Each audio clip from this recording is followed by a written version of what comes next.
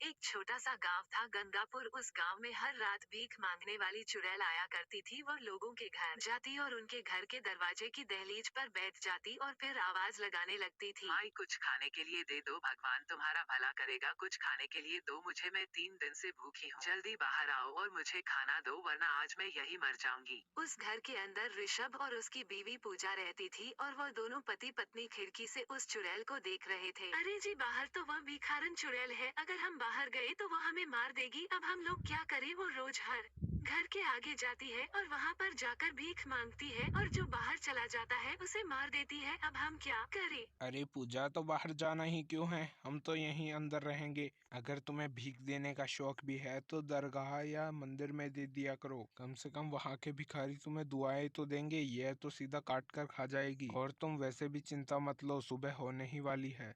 फिर जब सूरज उगना चालू हो जाता है तो वो चुड़ैल वहाँ से उठकर जंगलों की ओर निकल जाती है और वही सुबह सुबह एक नया परिवार उस गांव में आता है, शंकर का, जिसमें उसकी पत्नी अंजलि और बेटा रवि भी था। वो लोग अपने नए घर में शिफ्ट हो जाते हैं। फिर वो लोग अपने दूर के रिश्तेदार के घर जाने की सोचते हैं, जो कि कोई और नहीं बल्कि ऋषभ ही था।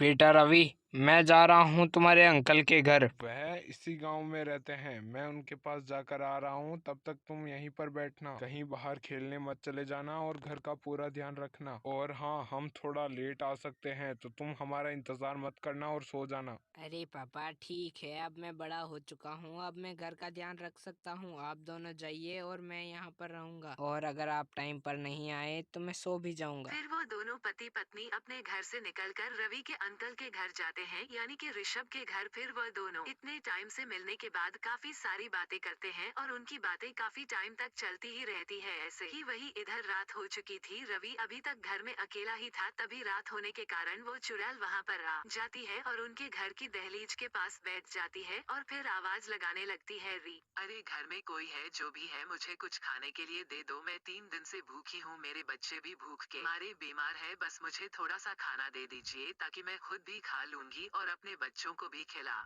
दूंगी। जल्दी बाहर आए। फिर अपने घर के अंदर बैठा रवि घर के बाहर आता है और वो चुड़ैल अपने हाथ में एक तलवार ले लेती है और खड़ी होती है। अरे चलो, इतने दिन बाद कोई तो आया जो मेरे हाथों मरना चाहता है। लगता है यह इस गांव में नए आए हैं, वरना ये बाहर निकलने वाला नहीं था। खैर छोड़ो, अब तो इसे मरना ही होगा मेरे हाथों। अरे बाप रे, ये चुड़ैल कहाँ से आ गई और ये तो मुझे मारने की बात कर रही है। चुड़ैल जी मुझे छोड़ दीजिए, मैंने तो आपको भिखारन समझा था, इसलिए मैं बाहर आया, वरना मैं कभी बाहर नहीं आता। अरे अरे, अब अंदर जाने की मत सोचो। अब तो मैं तुम्हें अपने साथ उड़ाकर जंगलों के अंदर ले जाऊंगी और वहाँ पर मारकर खा जाऊंगी। उसके बाद वो चुड़ैल रवि को उठा लेती है और अपने साथ उड़ाकर जंगलों की ओर ले जाती है। वही वहाँ पर बातचीत खत्म करने के बाद उनके घर से सीधा ही अपने घर आ रहे शंकर और पूजा को पता चलता है कि उनका बेटा घर पर नहीं है। अरे जी, मैंने पूरा घर देख लिया, रवि तो यहाँ पर है ही नहीं। वो कहाँ पर चला गया? मुझे तो अब चिंता हो रही है। आप जाकर चेक करके आए ना। अरे भगवान, इतनी चिंता क्यों लेती हो सकता है हमारे पड़ोस में बच्चों के साथ खेलने चला गया हो। मैं पड़ोस में जाकर देख कर आता हूँ और हमारे पड़ोसी से पूछ भी लूंगा कि वो कहाँ पर है। फिर शंकर अपने घर से निकलकर अपने पड़ोसी कालू के घर आता है। वो उसके घर में जाता है और उससे पूछता है,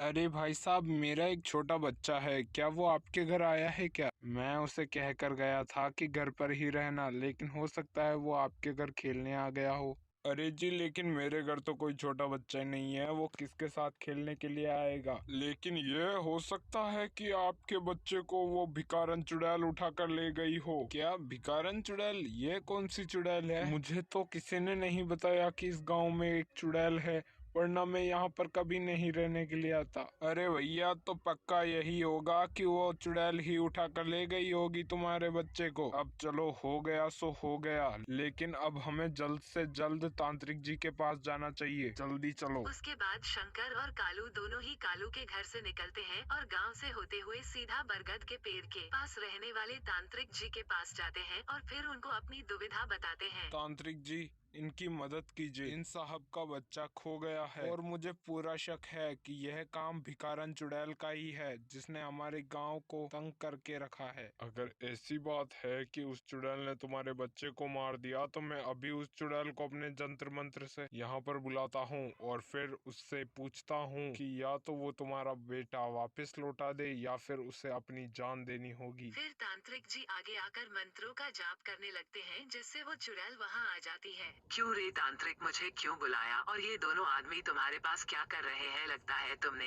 इन्हें मेरे भोजन के लिए ही रख रखा है। ए चुड़ैल, तुमने एक तो इस आदमी के बच्चे को चुरा लिया और ऊपर से कह रही है कि इसे भी मारेगी। तुम्हारा भला चाहती हो तो मुझे वो बच्चा लौटा दो। अरे कौन सा वो बच्चा? उसे तो मैं जंगल में ले जाकर खा गई। अब मैं वो तुम्हें वापस नहीं दे सकती और अगर होता तो भी नहीं देती। अरे ठीक है, जैसा कि तुम कह रही हो कि वो बच्चा तो अभी बचा ही नहीं, तो फिर मैं तुम्हें जिंदा छोड़कर करूंगा क्या? तुम दूसरे बच्चों को और खा जाओगी, इसलिए अब मैं तुम्हें मंत्र पढ़कर जलाकर राख कर देता हूँ। अच्छा तो अब तुम मुझे जलाकर राख करोगे तांत्रिक? चलो चुड़ैल, अब तुम्हारा समय खत्म हुआ। अब मुझे तुमसे कोई बात नहीं करनी, अब बस तुम्हें जलाकर राख करना है। फिर तांत्रिक जी अपना तंत्र मंत्र चालू करते हैं और उनके तंत्र मंत्र के जप के ताप से वो चुड़ैल जलकर एक राख का ढेर बन जाती है।